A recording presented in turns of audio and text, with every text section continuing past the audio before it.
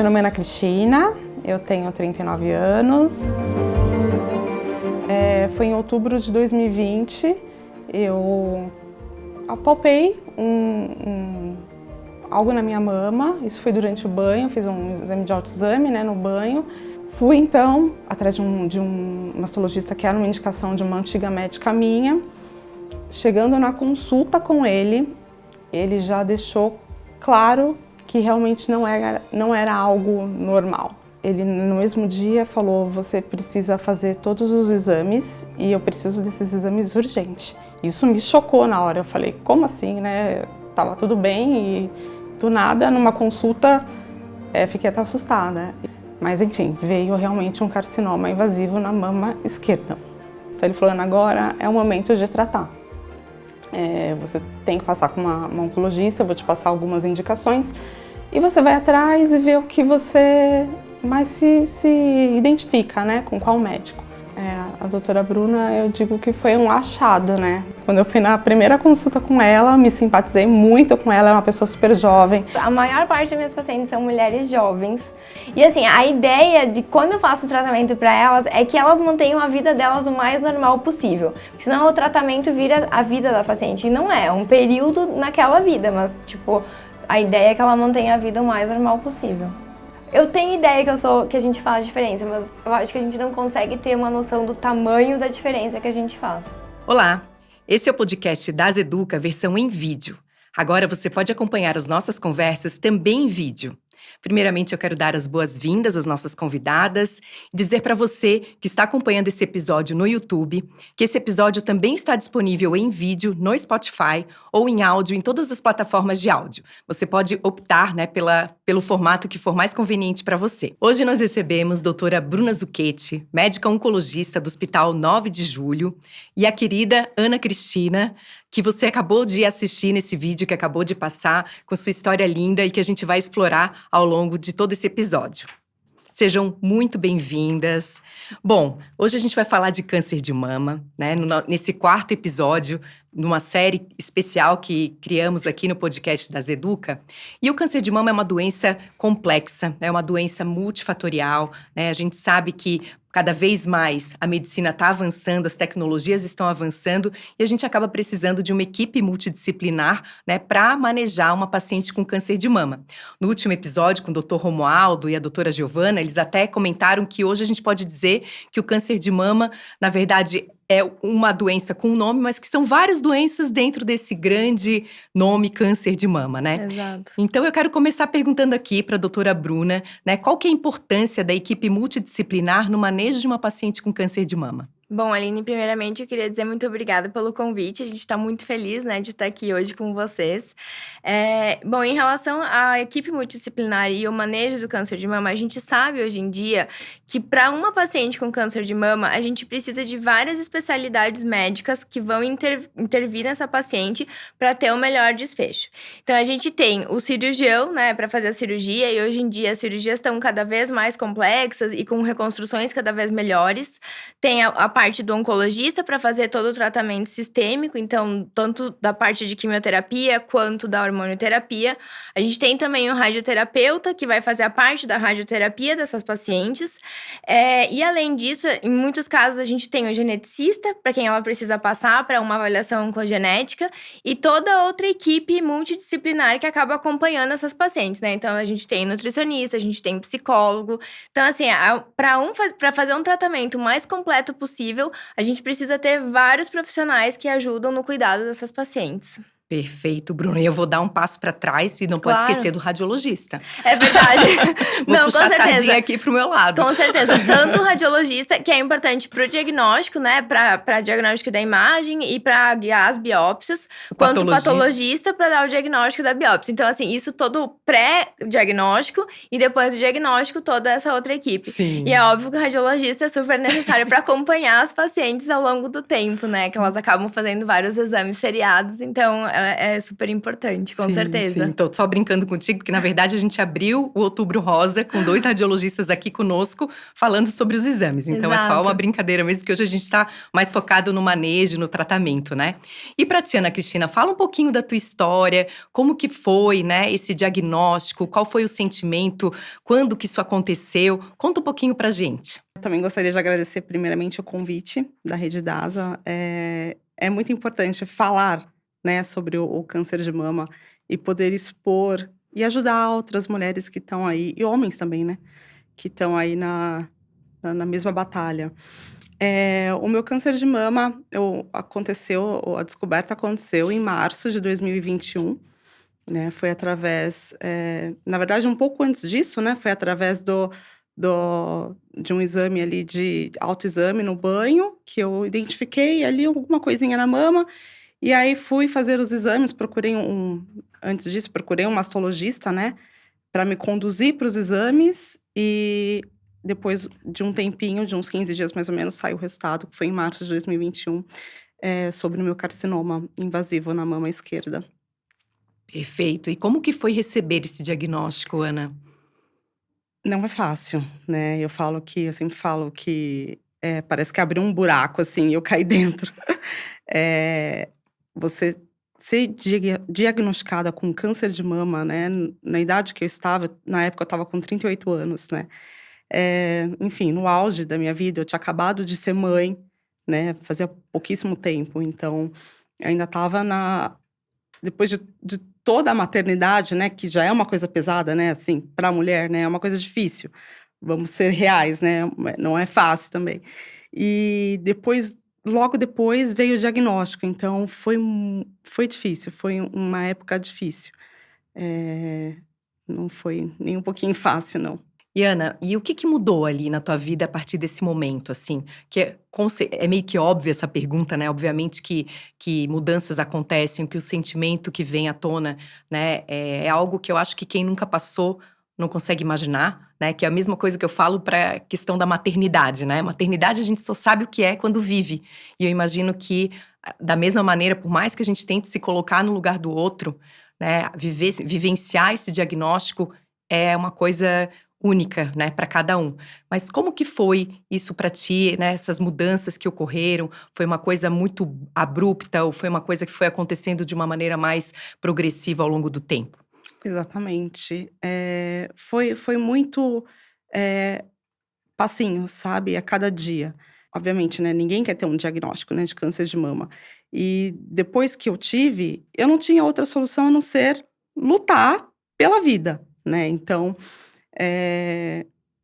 ali no dia a dia, dia após dia, reerguendo, pegando forças, né, da onde a gente nem sabe que tem, né. E também com a ajuda de muita gente querida, né, familiares, dos meus médicos também, que nunca desamparam, né. Então, o dia a dia ali foi catando os caquinhos e tentando se reerguer para realmente, para que o tratamento também, né, fluísse, enfim. Perfeito. E como que foi? A Bruna comentou aqui, né, dessa questão dessa equipe multidisciplinar que está envolvida no manejo de uma paciente com câncer de mama. Como que foi essa tua relação com essa equipe multidisciplinar? Foi ótimo, assim, desde o começo. Eu tive a oportunidade de ter grandes médicos comigo, né, o que eu sou muito grata por isso. Após o diagnóstico, né, você precisa de uma equipe médica boa ali com você, né. E esse era o meu maior receio, de ter pessoas boas comigo nessa luta, né, pessoas que você se identifica, né, porque é uma luta longa, né, não é 1 mês, 2 meses, não, são anos. É um casamento, né? Eu brinco que é um Exatamente. casamento. É um casamento, então, graças a Deus, assim, eu sempre tive ótimos médicos comigo, e é aquela coisa, né, são vários médicos mesmo. É o masto, é oncologista, é cirurgião plástico, é fisioterapeuta, é psicólogo, é muita gente envolvida, né, dermatologista, enfim, é uma rede ali, né, de médicos apoio. e de apoio, e eu sou muito grata porque eu realmente tenho os melhores médicos, posso falar isso. Bruna, olha o elogio. Tá vendo, né? Não, mas Excelente. ela foi muito bem também. E eu vejo que é o que acontece com os pacientes, assim, a gente vai dando as notícias, cada dia é uma notícia nova, né? Então, recebe o diagnóstico, daí precisa fazer os exames de estadiamento pra ver se tem alguma coisa em algum outro local do corpo. Aí aguarda esses exames, daí precisa fazer algum outro exame. Então, assim, até a gente fechar tudo pra começar a definir o que vai ser o tratamento, demora um pouquinho. Uhum. Esse período é muito angustiante, porque é o período que você fica esperando pra ver o resultado dos exames, e tem também todo o medo, né? O medo da incerteza do que tá acontecendo, o medo do desconhecido, que a gente não sabe como é que vai ser o dia de amanhã. Então, acho que esse período antes de definição do tratamento é o que eu vejo que tende a ser o período mais angustiante ali das pacientes. Exatamente. Eu Sim. lembro que no nosso caso tinha que começar a químio e houve uma suspeita, né? Por conta do exame da PET. Aham. E aí a gente teve que dar uma paradinha ali e a doutora Bruna falava: o meu target ali é dia tal de abril. E eu correndo para fazer exames por conta dessa outra suspeita, que graças a Deus foi só uma suspeita mesmo. Mas é bem isso. A Ana precisou fazer alguns exames complementares de colonoscopia, endoscopia, e isso acabou atrasando o início do tratamento. Entendi. Mas acho que é importante a gente primeiro definir tudo o que tá acontecendo para depois partir para um tratamento correto, né? Antes, eu sempre prefiro fazer isso do que começar o tratamento e depois me Depois ter arrepender. que voltar atrás para uma exato. coisa que já foi, né? Eu acho que Exatamente. na oncologia tem muitos protocolos, né? Os protocolos Exato. são muito precisos, assim, né? Exatamente. E aí que eu tô lembrando de um outro profissional, para ninguém ficar chateado, o médico nuclear, né? Que a gente falou aqui. Também é super importante. Eu acho que é importante falar Sim. do nutricionista, a gente comentou, fisioterapeuta, que muitas vezes é muito necessário no pós-operatório, Sim, né? ótimo. A equipe de enfermagem. Ao longo desse episódio, acho que a gente vai lembrar de vários Várias profissionais, funções, né? vários profissionais, com Isso. certeza. E aí, Bruna, eu queria que tu explorasse um pouquinho melhor essa questão do papel de cada profissional, né, no manejo dessa paciente, né? A gente já falou aqui do oncologista, que eu acho que é fundamental, mas se tu puder, né, explorar um pouquinho mais o papel do oncologista e dos demais, né, para quem está ouvindo entender, assim, como que é essa equipe e qual o papel de cada um deles. Tá bom. Do ponto de vista médico e da equipe multi. Aham. Tá. Então vamos começar com o radiologista, né? Que é acho que é o principal, porque é quem vai ter o primeiro contato com a paciente, que vai fazer o diagnóstico mesmo. Então, normalmente é o radiologista que tá fazendo ultrassom, né? Que às vezes vê alguma alteração, ou tá olhando lá a mamografia, e muitas vezes as pacientes são reconvocadas para fazer novas imagens. Esse é o radiologista que vê. Quando vai fazer a biópsia, né? É o radiologista que acaba fazendo essa biópsia, guiada por ultrassom ou outro método de imagem. A gente tem um patologista, que é quem vai ver a lâmina, quem vai dar o diagnóstico de verdade. Eu acho que o papel do patologista é realmente, assim, super importante, porque é baseado no laudo do patologista que a gente vai poder ver, né, qual que vai ser o melhor tratamento que vai ser feito. E depois a gente tem, assim, o oncologista, puxando pra asa pro meu assado, né? Eu acho que é como se fosse um maestro de toda essa orquestra. Porque a gente que vai dizer, olha, vai começar por químio, vai começar por cirurgia, vai fazer isso, não vai. E aí, a gente tem o cirurgião, né? O mastologista, que é quem vai fazer a cirurgia. A Ana teve um mastologista, mais um cirurgião plástico. Porque, como eu comentei antes, hoje em dia as reconstruções mamárias têm ficado cada vez mais complexas. Até porque a ideia é ter um resultado estético muito bom. Então, antigamente, Antigamente não se importava tanto do ponto de vista estético, as cirurgias eram muito mais mutiladoras e, assim, o que se pensava era, a gente tratou o câncer e fica como tá. Hoje em dia já não, a gente tem todo esse cuidado do ponto de vista estético, então muitas vezes acaba tendo uma intervenção do cirurgião plástico junto nas cirurgias para reconstrução. Bom, a parte do oncologista, a gente faz tanto o tratamento da quimioterapia, quando é necessário, o tratamento da hormonioterapia, e, enfim, e o radioterapeuta, que é quem vai guiar a parte da radioterapia dessas pacientes. A físio tem um trabalho bem fundamental na recuperação do pós-operatório. Acho que o trabalho delas é fundamental mesmo, tanto para a mobilidade do ombro, do braço, todas as drenagens. Nutricionista, né, durante a quimio também ajuda muito, por conta que tem muita mudança de paladar, tem algumas coisas que as pacientes gostavam de comer que hoje em dia já não querem mais comer, muda muito, assim. Uhum. Psicólogo, não tem como, é muito difícil passar por todo esse período sem um apoio psicológico. E a gente tem uma enfermeira navegadora também, que acaba fazendo todo o processo de cuidado, de assistência do paciente, assistência em casa, ver se precisa de alguma coisa. Então, são N profissionais que acabam sendo necessários para essa jornada, né? Excelente, Bruna. E também eu acho que é importante falar para quem está nos ouvindo que também vai variar de cada caso, né? Porque tem pacientes que não vão precisar de químio. Exato. Ou que não vão precisar de uma rádio. Não necessariamente… Você vai precisar de tudo isso, exatamente, né? Mas esse é o arsenal que a gente tem disponível hoje, né? Perfeito. E Ana, a Bruna trouxe aqui essa questão mais técnica, né? De cada profissional. Como que foi para ti lidar com cada um desses profissionais que ela citou aqui? É uma maluquice, assim, né? Porque é consulta atrás de consulta, exame atrás de exame. Uma jornada, uma maratona. Eu tinha uma agendinha, sério. Eu tinha uma agendinha. Eu deixava até lá na geladeira, porque aí meu marido também conseguia me acompanhar, né? Olha, amanhã eu tenho consulta com isso, amanhã eu tenho exame. Então, às vezes ele me acompanhava nos exames, às vezes não. Eu ia sozinha. Mas eu deixava uma agendinha na geladeira para todo mundo ver, assim, todo o arsenal, assim, de médicos e exame que tinha. É uma loucurinha. Perfeito. Tem uma fase, só pra falar, tem uma fase que é um pouco mais intensa. Agora você já tá numa fase muito mais tranquila, né? Sim. Agora a gente já se vê menos. Então, assim, mas tem no início do tratamento, quando ela precisou do tratamento quimioterápico, que realmente fica mais intenso. Tanto do ponto de vista de visitas médicas, porque acaba que eu tenho que ver ela, né? Eu acabo vendo a paciente toda vez antes da químio. Do ponto de vista de exame de sangue, pra fazer o próximo tratamento, dos próprios exames de imagem, né, durante a quimioterapia neoadjuvante. Então, tem uma parte do tratamento que acaba sendo um pouco mais intensa de visita médica.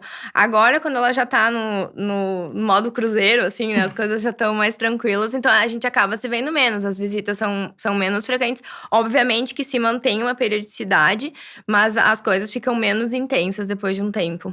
Que bom. E bom, Bruna, tu chegou a falar que o oncologista acaba sendo o maestro, né? De todo esse tratamento, de toda essa abordagem. E como que é a integração entre esses profissionais? Então, assim, o mastologista sabe que o oncologista tá fazendo? Como que se dá essa integração? Não tem como ter um tratamento perfeito se não tem essa integração. É impossível você fazer as coisas não são assim, eu faço a minha parte, você faz a sua parte, você só faz. Isso não existe, assim, não é um monte de caixinha que cada um vai fazendo. Né? A gente precisa se falar o tempo inteiro. Então, o tempo inteiro o mastologista sabe o que eu tô fazendo, qual que é o plano de tratamento. Durante a quimioterapia, a Ana fez uma quimio antes da cirurgia. Então, durante a quimio antes da cirurgia, ela ia pro mastologista também, ele via ela. Tudo isso a gente precisa estar o tempo inteiro conversando pra a gente conseguir fazer o melhor tratamento para aquela paciente. E aí, a gente consegue fazer um tratamento totalmente personalizado dessa forma. Então, a gente vai fazer o que é o tamanho do tratamento necessário para ela. Só que, para isso, todo mundo precisa se conversar. Então, essa interação entre as equipes, os profissionais se conhecerem e conversarem, as coisas só vão funcionar, fluir bem e ter o melhor resultado possível se a gente tiver essa interação entre as equipes médicas. Perfeito, Bruna. E hoje a gente tem o Tumor Board, né, que a gente fala, que são discussões periódicas, né, onde todos esses profissionais acabam se unindo, né, numa roda de conversa para falar de casos, enfim, para trocar ideias. É super rico isso, né? Principalmente os casos que são mais complexos, né, porque obviamente que na oncologia, assim como toda a medicina, a gente tem alguns casos que já são mais padrão, mas tem muitos casos que acabam fugindo do padrão, assim, do normal, e o ideal é a gente até conversar para tentar deixar a melhor conduta possível para aquela paciente, né? Às vezes a paciente não se encaixa num protocolo, então o ideal é a gente conversar e definir entre quanto maior número de profissionais ligados na área médica possível para ter um melhor resultado possível. Ótimo. E essa integração acaba se dando, assim, essa comunicação através de prontuário, telefone? Como que vocês se falam? É das mais diversas maneiras? Nossa! De tudo, fax. A gente se fala o tempo inteiro. Não, fax não. Aqui revelando a idade, né? Fax também não. Não, telefone, WhatsApp, eu acho que é assim, obviamente, nos tumor boards a gente tem uma plataforma em que isso é feito, mas nem todos os casos são discutidos no tumor board. Os casos do dia a dia a gente acaba se falando muito por telefone e WhatsApp. Óbvio que a gente trabalha todo mundo numa mesma equipe. Então, por exemplo, a gente trabalha na DASA, a gente tem o radiologista da DASA, o patologista da DASA, o cirurgião. Então, é muito fácil porque você conhece toda a equipe. Mas mesmo que, por exemplo, se um cirurgião de fora que encaminhou a paciente, obviamente a gente vai acolher, vai conversar e vai discutir o caso também. Então, a ideia é assim, o WhatsApp, telefone, a gente tá sempre disponível. Eu brinco que o oncologista tá disponível 24 horas por dia, 7 dias por semana. E ela não tá é? mesmo. E tá porque mesmo. eu mando mensagem pra ela, logo mais ela responde. É verdade. Assim, eu sempre falo, alguma hora do dia eu vou responder. Talvez não responda mas ela é na hora, super mas eu rápida. respondo. Então, tem que ter essa disponibilidade também. Faz parte, né, Bruna? Faz parte. Bom, Ana, e outra questão que eu gostaria de tratar aqui é a questão mais psicológica, né? A gente sabe, a gente já começou aqui falando que é super desafiador, ninguém tem dúvida disso, né? E eu acredito que também seja muito difícil para quem acompanha, para quem está próximo, né, de uma paciente com câncer, saber acolher, saber abordar. Às vezes, na boa intenção, coisas ruins são ditas, né? Coisas inadequadas. Então, eu queria aproveitar esse momento para que tu desse essa dica, né? Primeiro, na verdade, eu gostaria que tu falasse como que foi isso para ti, né? Esse desafio aí, lidando com o meio, com as pessoas que te cercam mais próximas. E também que tu trouxesse para quem tem alguém próximo passando por isso, dicas assim, o que falar, o que não falar, como acolher. Porque eu vejo que isso é muito comum, né? Eu vejo vários pacientes falando, nossa, como falam isso é tão ruim. Então, vamos aproveitar essa oportunidade. O acompanhamento psicológico é essencial. Assim, eu tinha acompanhamento quando eu ia para infusão, né? Quando eu ia receber a químio. Então, no 9 de julho eu tinha, né, a Adriana que sempre passava para saber como eu tava, para conversar, enfim, para botar mesmo, né, o que estava sentindo ali para fora. E era sempre muito bom, né? E depois, né, disso, depois que acabei a químio, eu passei a ter outro acompanhamento também, né, com outra médica, porque é muito necessário, é essencial, é ótimo, assim, precisa, né? Enfim. Tanto quanto o quimioterápico, né? Exatamente, precisa. certeza. Eu lembro que quando eu fazia a químio, né, eu só tinha contato com a Adriana, e aí depois que eu acabei a químio, ainda fiquei sem acompanhamento, mas aí tem uma hora que eu falei, não dá, preciso, né? São várias coisas, né, tratamento e outras coisas da vida, enfim, e é ótimo, assim. E, enfim, eu acho que também, né, os familiares é muito importante, né, nesse momento. Te ouvir, eu lembro até que eu não costumava não reclamar, eu não reclamava, né. Tava fazendo a químio, aí vinha aquela dorzinha, né, doutora, depois de 3, 4 dias, principalmente a químio branca, que era mais curalzinha. Enfim, eu ficava na minha ali, sem reclamar e tal. As pessoas vinham, ai, tá tudo bem? Tá tudo ótimo, tá tudo bem. Né, gera uma preocupação, né, após uma sessão de químio, né. Mas essa aproximação, né, mesmo com familiares era essencial, era muito boa, assim. Pra você acabar, né, também falando o que estava sentindo, como estava. Sempre ajudou muito, assim. Perfeito. E aquela questão que eu te perguntei, né, do que não falar, né? Porque às vezes as pessoas, na boa intenção, né, soltam algumas, né, algumas pérolas, assim, que a gente Sim. vê que não é por mal. Ninguém, Sim. né, aborda uma pessoa que tá passando por isso, querendo causar mais dor. Mas às vezes tem coisas que não se diz, né? Exatamente. Então, o que, por exemplo, Ana? Exatamente. Eu acho que eu não vou lembrar, assim, exatamente o que falaram, né? Mas uma coisa que as pessoas sempre comentavam era a questão do cabelo, né? Uhum. Porque perde o cabelo, né, gente? Com a Sim. quimioterapia. Eu perdi o meu cabelo. E aí, ai, mas fica carequinha mesmo, né? Usa a cabeça. Não quero. Me deixa usar a minha peruca, Aham. né? Não quero ficar careca, né? E parece que era uma obrigação, assim, sabe? Não, tem que mostrar a careca, tem que… Não, gente. Cada um usa o lenço que quer, Respeitar a peruca que quer, Uhum. né? Então, isso era uma coisinha chata, assim, né? Uhum. Que algumas pessoas ficavam ali batendo, né? Pontuando nisso. Mas é acolhimento, né? nesse momento, nada mais que acolhimento. E às vezes entender até o silêncio, né? Sim, Às vezes exatamente. entender que não quero falar agora, né? Exatamente. Me deixa, né? Me deixa aqui quietinha, isso mesmo. Ótimo. Tem uma coisa, Aline, que eu sempre falo para as pacientes, que a gente vê no dia a dia. Todo mundo, 100%, mesmo, obviamente não sendo médico, mas tem alguma dica de médico. Uhum. Então, assim, eu sempre falo, ó, vamos falar pra você que tem o chá tal, tem o comprimido tal, tem, assim, a quantidade de coisas possíveis e imagináveis que as pessoas indicam pra quem tá em algum tratamento oncológico é incrível. Eu fico, assim, às vezes eu fico tocada com a criatividade. Então, eu acho que isso é uma coisa que às vezes até atrapalha mais do que ajuda. Eu entendo que todo mundo quer dar uma dica pra melhorar, assim, porque melhorou a náusea, porque melhorou tal coisa. Mas às vezes tem alguns chás, algumas coisas que as pessoas acham que é algo inocente e que pode até ter alguma concorrência, alguma coisa com a quimioterapia ou a própria hormonoterapia. Então, esse é o tipo de coisa que eu acho que mais atrapalha do que ajuda. Porque todo mundo quer fazer, né, quer dar uma dica na melhor das intenções, mas muitas vezes acaba até atrapalhando. Isso é uma coisa que eu vejo, se toda paciente fala, porque me indicaram tal coisa, sabe? Então, às vezes até atrapalha isso mais do que ajuda. Ótimo, Bruna, excelente dica. Eu tô lembrando aqui de uma grande amiga também que estava passando por isso e que aí chegou uma vizinha e falou, nossa, tu tem que fazer uma constelação familiar. E ela, eu não quero, sabe? Exato. Então assim, mas tinha que fazer. E aí ela batia na porta da vizinha e falava, mas tu não foi ainda. Então assim, são essas coisas mais alternativas que às vezes a outra pessoa não tá afim. Então a gente também ficar atento, né?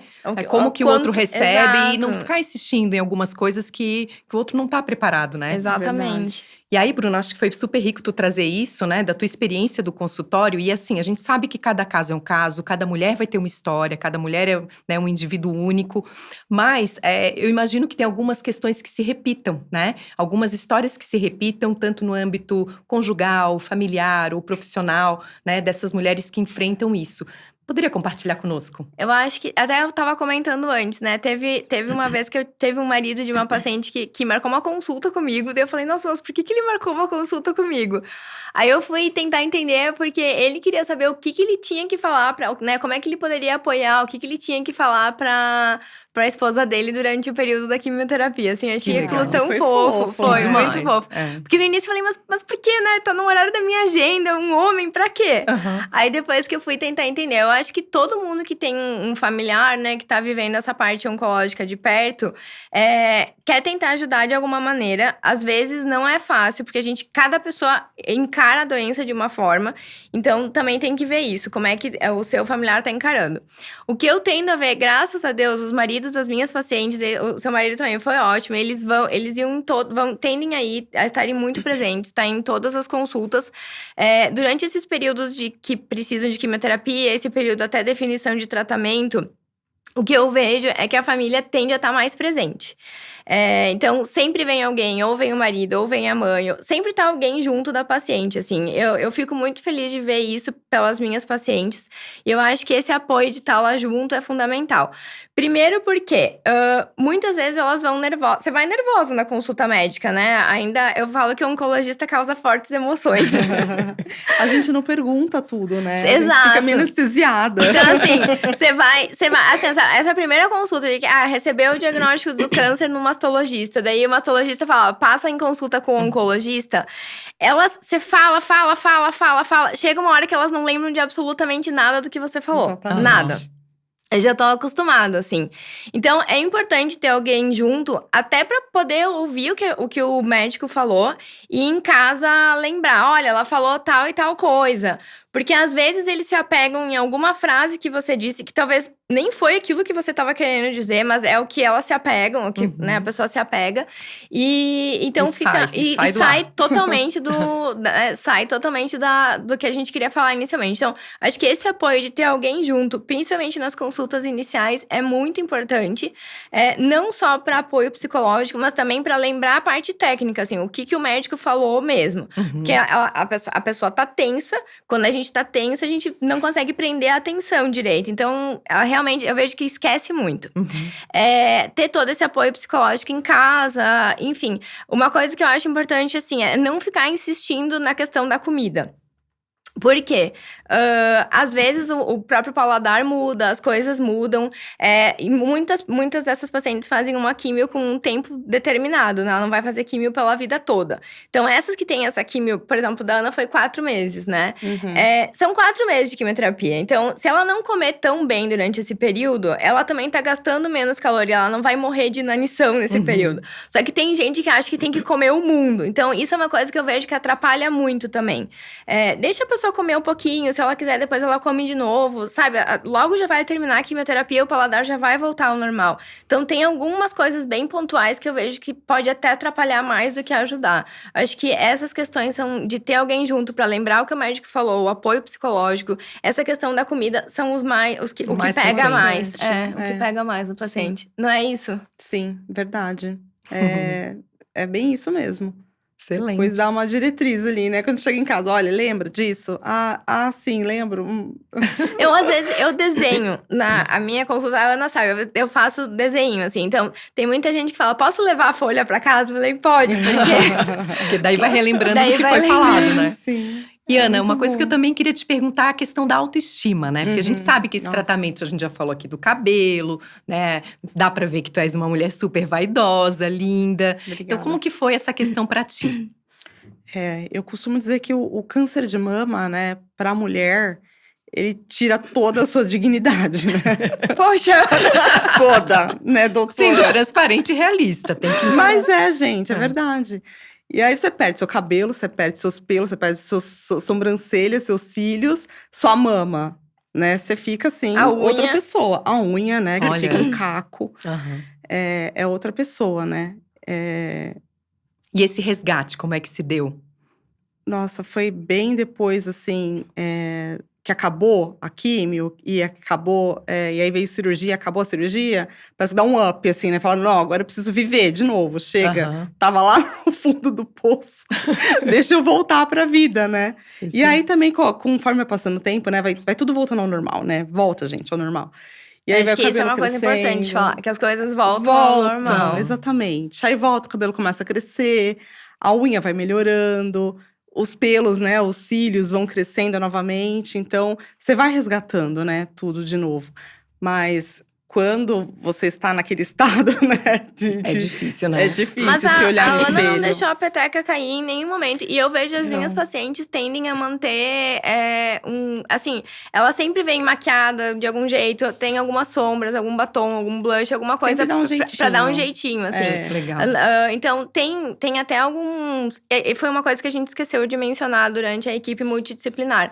Tem algumas visagistas, algumas pessoas que ajudam a chegar… Qual que é a melhor maquiagem pra você fazer durante a químio? O que dá pra disfarçar isso, disfarçar aquilo? Então, esse também é um profissional que tá ganhando bastante espaço aí no mercado. E que eu vejo que as mulheres estão procurando cada vez mais. E ajuda mesmo, assim. Eu vejo várias delas vindo com maquiagem, sabe, elas não vêm largadonas mais. Isso já não existe. Não, eu me nego a ficar esculachada. Então, assim, eu ia pra químio, eu ia de bota… Eu ia de casaco, eu passava delineador, assim, porque como tava sem os cílios, né? Então dava uma disfarçada. E aí, eu comprei uma peruca, eu usava a peruca. E aí, eu chegava lá na infusão e as meninas falavam, nossa, onde você vai? Eu vim receber minha químio. É isso aí. Não vou ficar desleixada. É bem isso, eu vejo bem isso. E assim, faz toda a diferença. O tratamento não precisa ser uma penitência. É um período ali da sua vida. Então, foram o quê? 4 meses, passa. Depois tem toda a parte da cirurgia, mas não é pra ser uma penitência aquilo, sabe? É pra você tentar passar da melhor já maneira que tem possível. Que passar, então que passe da melhor maneira possível. Sim. Graças a Deus, hoje em dia, a gente dispõe, tanto do ponto de vista médico, né, de medicações super eficazes pra náusea, pra outros sintomas que antigamente incomodavam muito os pacientes em químio. Ainda incomodam hoje em dia, mas muito menos do que era antigamente. Então, a gente consegue dispor de todas essas medicações, né, que melhoram muito o nosso arsenal profissional terapêutico para a parte sintomática. E também a gente dispõe de todo esse outro lado, de prótese, peruca, cílios, sobrancelha. Tem muita paciente que fala, eu vou perder a sobrancelha? Às vezes fala, perde um pouco. Então eu já vou fazer a sobrancelha antes de começar a químio. Então elas já estão muito mais equipadas hoje em dia, sabe? E tem muito mais informação, né? Exato. E é muito Total. legal, assim, que hoje a gente tem que falar disso. Porque parece assim, a gente tá falando de coisa supérflua, é aparência. Não, mas não faz Não parte, gente, né? Faz parte. Faz parte parte total. da vida. Perdeu muito o tabu de falar isso hoje em Isso. dia. Então, antigamente, tipo assim, ninguém estaria ouvindo, ninguém estaria fazendo um podcast desse, né? Com a paciente falando abertamente do que aconteceu. Hoje em dia, eu vejo que as pessoas estão falando mais, a gente tá informando mais. Então, as pacientes já chegam muito mais informadas e preparadas. Mas eu lembro que teve quando a gente teve a nossa consulta, que eu fiquei sabendo que meu cabelo ia cair, que até então eu tava tipo, não vai cair, né? E a doutora Bruna falou, então, vai cair o cabelo. Você lembra dessa consulta? Eu comecei a chorar, vou perder meu cabelo. Mas aí ela me deu dicas, né? Não, olha, vou te passar uns contatos aqui. Que legal. Vai dar tudo certo. Tem uns contatos, você coloca, se quiser, né, gostar, enfim, de colocar uma peruca, enfim, outro tipo de não sei se era… Tem a prótese também, que é aquela que ela gruda na cabeça mesmo. Então, você pode, sei lá, pular bang jump, o que for, ela não cai. Você pode lavar a cabeça, inclusive, e ela não cai. Eu acho importante não mentir pra paciente. Claro. Então, assim, se você vai fazer uma quimioterapia, mesmo… Hoje em dia, a gente tem aquelas toucas geladas, a gente tem o 9 de julho. Isso que eu ia falar na sequência. A gente tem a touca, que é uma crioterapia, é uma touca bem gelada que a gente coloca. Durante o tratamento, Bruna, fala um pouquinho disso, que eu acho que… Acho que quando você fez, não tinha também, Não né? tinha, mas você já tinha me deixado… Tinha te falado da veio a touca. sinceridade, né, do médico. Eu lembro que você falou, se tu quiser usar, você pode usar. Mas eu já vou dizer que não vai adiantar. Porque então, nem assim, sempre… É um tormento, porque a touca, gente, congela o quê? Menos 20, assim, é uma touca que a gente coloca, ela tem todo um preparo especial que você tem que lavar a cabeça antes, aí é uma touca bem gelada mesmo. Então, a gente coloca meia hora antes e fica até uma hora depois, ou tem algumas que o protocolo é 1h30 depois Vai fazendo a químio com a touca. Você coloca a touca 30 minutos antes da químio, e aí faz a químio, e depois ela fica 1h ou 1h30 depois. Então, realmente é uma touca bem gelada. A gente tem essa opção para as pacientes lá no 9 de julho. Ela é uma touca bem eficiente, ela é super eficaz para alguns tipos de quimioterápicos. Então, assim, tem alguns quimioterápicos que realmente funcionam. E eu sempre falo para o paciente, faz a touca porque seu cabelo vai segurar. Agora, tem alguns quimioterápicos que mesmo com a touca, o resultado não é tão eficaz. Então, perde o cabelo, mas também não perde tudo. Ou se perde, você mantém um número maior de folículo na cabeça e ele cresce um pouco mais rápido. Certo. Mas tem algumas químios, tipo a químio vermelha, que cai mesmo. Então, mesmo com a touca, começa a cair. Aí as pacientes começam a ficar incomodadas porque você vai comer e cai cabelo. Aí você vai andar, cai cabelo. Aí muitas delas, mesmo em uso da touca, acabam raspando a cabeça por conta disso. Entendi. Mas a gente tem esse recurso sim, e tem alguns quimioterápicos que funcionam super bem. Excelente. Então, que bom, né? A gente tá diante de uma medicina que tá olhando para isso, Com né? certeza. Que não é besteira, Exatamente, né? Então, tanto no tratamento cirúrgico, né? Com reconstruções cada vez melhores. A gente vê hoje muitos médicos dedicados a isso. A gente tem cirurgião plástico super especialista Exato. em fazer reconstrução e com resultados excelentes, né? E essas questões também de touca e visagismo. Que legal que a gente tem essas ferramentas, muito, né? Graças a Deus mudou muito hoje em dia. Que bom. E aí, quando tá curada a paciente, né? Eu imagino que, né? Tu já tava falando que a Ana aqui tá no cruzeiro, né? E aí, como é que fica esse controle? Como que fica a rotina, né? Vai todo mês no médico? Como que fica essa nova fase?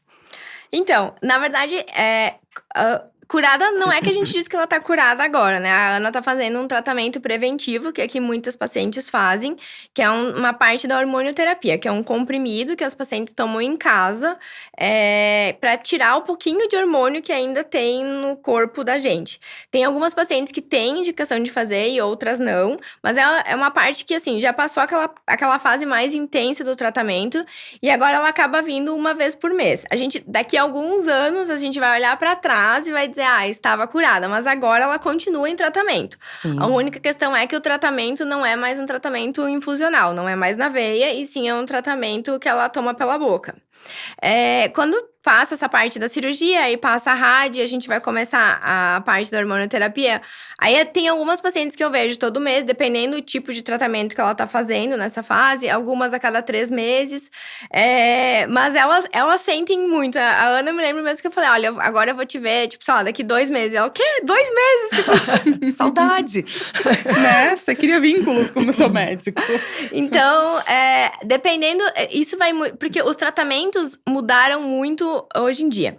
Então, esse tratamento que até alguns anos atrás era apenas um comprimido que você tomava pela boca, hoje em dia a gente acabou tornando um pouco mais complexo. Então, tem alguns tratamentos que são os inibidores de ciclina, que intensificam a parte hormonal.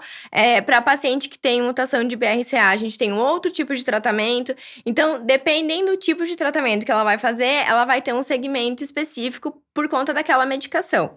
Mas, no geral, a gente acaba fazendo alguns exames de sangue, exames da mama, sempre, né? Acaba fazendo para segmento.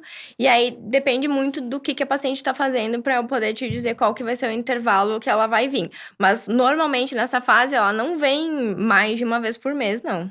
Certo, Bruna. E a gente tem aquela coisa que a gente ouve por aí, com 5 anos tá curado, né? E aí, como é que fica? É verdade? Isso é tabu? Ou em parte? Como que é? Então, é muito tabu, assim. Eu acho Aham. que essa parte dos 5 anos funciona super bem para alguns tipos de câncer, não mama. Por exemplo, câncer de cólon, a gente sabe, né? O do intestino, a gente sabe que esses 5 anos realmente é uma coisa mais verídica. Mas para mama, primeiro que o tratamento já não dura mais 5 anos. Ele tem durado 10 normalmente. Então, já passou os 5 anos aí. Aham. E tem alguns casos de câncer de mama que podem recorrer 20 anos depois. Então, assim, a gente sabe que diminui muito a incidência da recorrência depois do 5º ano. Sim. Mas, para dizer que tá curada mesmo, hoje em dia a gente já mudou muito o que a gente conhece da doença. Então, primeiro que os tratamentos ficam mais longos do ponto de vista hormonal. E segundo que é uma coisa que a gente acaba vendo, mesmo que a paciente tenha, sei lá, 10 anos de tratamento, a gente vê ela uma vez por ano, assim. Só pra ter certeza de que tá tudo ok. As chances de recorrência é muito menor, obviamente. Mas essa questão dos 5 anos pra mama especificamente não é uma super definição. Excelente. E como é que tá sendo agora, Ana? Que tá eu sei, com saudade da doutora Bruna. Já tá matando a saudade aqui um pouquinho. Mas tá mais contente aí com essa fase? Tá ansiosa pelo que está por vir? Como é que tem sido isso pra ti? Sim, é que no momento do tratamento, né, aquela coisa, você fica realmente focada, né, no tratamento ali, meses e meses. E hoje tá muito mais fácil. Eu voltei a trabalhar, né, então eu voltei a viajar a trabalho, tô focada, assim, não tô mais com a cabeça no tratamento, né, voltei à minha rotina, voltei à minha vida normal, né, o que tem sido ótimo. Enfim, continuo em tratamento, né, tenho que ir na infusão uma vez por mês, tomo os meus medicamentos em casa, mas agora tá bem mais sossegado, assim. Ai, que bom. Uma coisa, Aline, que eu vejo depois do diagnóstico de câncer de mama, assim, é uma coisa que a gente fala muito e tem ganhado mais expressão hoje em dia, é a parte do exercício físico. Nossa, e como é tirou- importante, né? Olha, a gente tá conectado, porque eu ia falar E exatamente como sobre é isso. importante, assim, a gente não ganhar peso e manter o exercício físico regular. Então, eu vejo que tinha muita paciente que não fazia isso, não tirava esse tempo do dia pra fazer isso antes do diagnóstico. E aí, depois do diagnóstico, né, Ana, até por conta, assim, toda consulta eu pergunto, você tá fazendo Sim, exercício? O que você tá exatamente. fazendo? Sempre, desde o início, né? Tá fazendo, Ana? Eu faço, assim, na Ana. medida do possível. Não, vem aquela vozinha da doutora Bruna falando, tem que fazer exercício, tem que fazer exercício. Porque Quando eu não vejo os faço. oncologistas estão trazendo isso muito mesmo, Que tá assim, a ficando, gente tá percebe. cada vez mais importante o exercício durante a químio. Já se provou ser super eficaz para N coisas. Por exemplo, diminui a fadiga da quimioterapia. A Exatamente. gente sabe que diminui aquela perda cognitiva que a quimioterapia pode trazer, que é o que a gente chama de chemobrain. A única coisa que a gente consegue prevenir essa perda cognitiva é o exercício físico. Bruna, e fala aqui pra quem tá em casa entender. Seria assim, a paciente ficar mais avoada? Mais avoada, Tá. com menos atenção e tal. Então, tudo isso é diminuído com o exercício e principalmente a disposição. A gente vê que paciente que tá em quimio e faz exercício é outra paciente. E aí, depois, durante a parte da hormonioterapia, é importantíssimo para manutenção de peso, para manter massa óssea, massa muscular. E ele realmente já tem vários vários estudos mostrando que diminui a chance do câncer voltar. Legal. Então, os exercícios, assim, essa parte são múltiplos benefícios que a gente consegue Sim. só com exercício físico. E para a saúde como um todo, né? Com Para outros certeza. aspectos, né? Com Exatamente. certeza. Que legal. Bom, Bruna, então a gente tem ouvido falar muito do Survivorship Programs, né? Ontem, inclusive, a DASA Oncologia acabou trazendo essa programação, né, de uma médica de fora, falando sobre esses programas, e a gente vê que isso está muito em alta, né? Porque cada vez mais a gente está diante de uma doença que é curável, né? E a gente vai ter mais e mais mulheres que vão ter passado por essa história de câncer, né? E que, querendo ou não, elas lidam com as consequências, entre aspas, assim, do tratamento que aconteceu e com todo o cuidado que precisa ter ao longo de sua vida, né? Pode falar um pouquinho sobre isso? Sim, essa parte do survivorship é muito do que a gente tá falando agora, depois dessa parte do tratamento mais intensivo, em que a paciente tá ou fazendo a parte do tratamento hormonal, ou ela já até passou por isso, assim.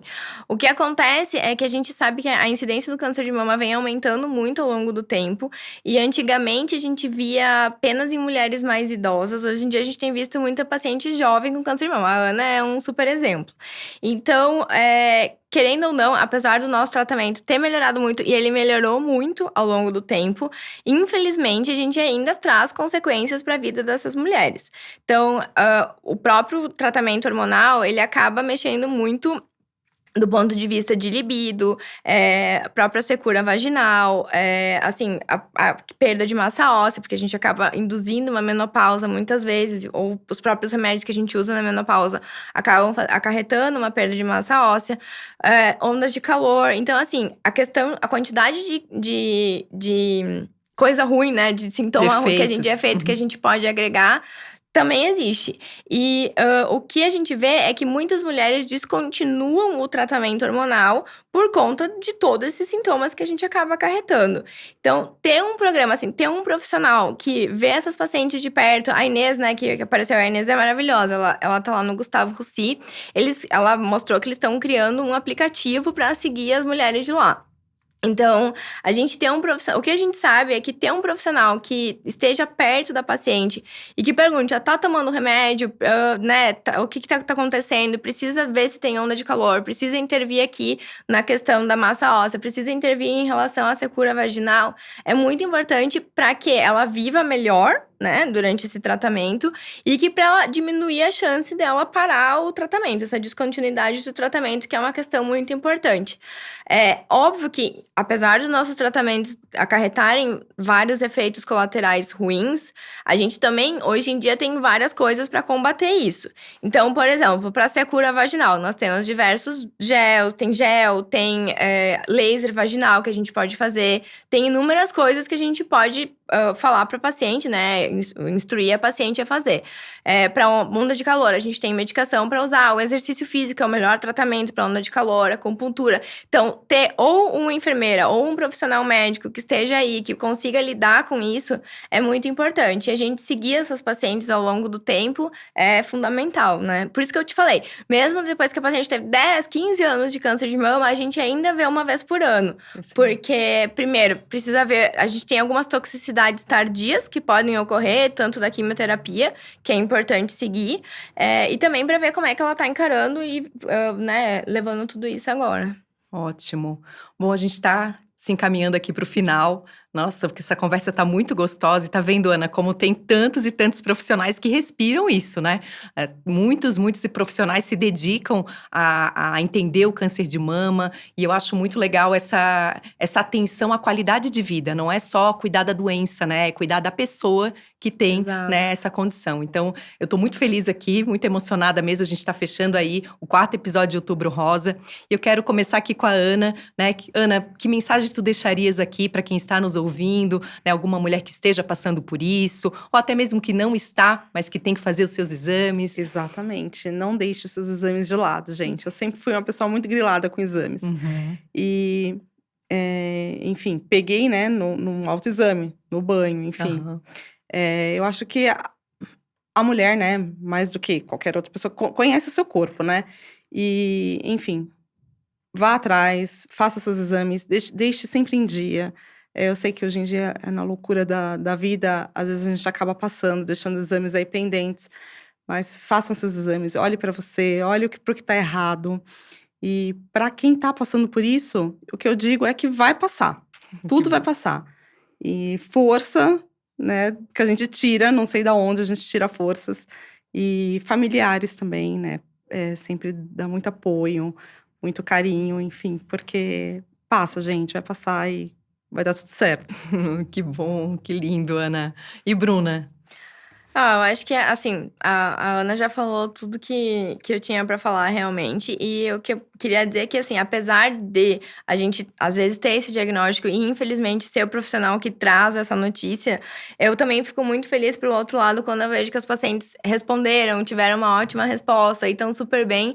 E ver o retorno delas, né, na vida normal. Tipo, retomada, né? a Ana mesmo mandou a foto de você lá na piscina, né? Ela falou, eu tinha que ficar 6 meses sem tomar sol, sem não sei o quê, agora já tô aqui, tô na piscina, vida normal. Então, eu fico muito feliz por esse outro lado também, de ver que passou, foi todo aquele turbilhão de emoções e tudo aquilo.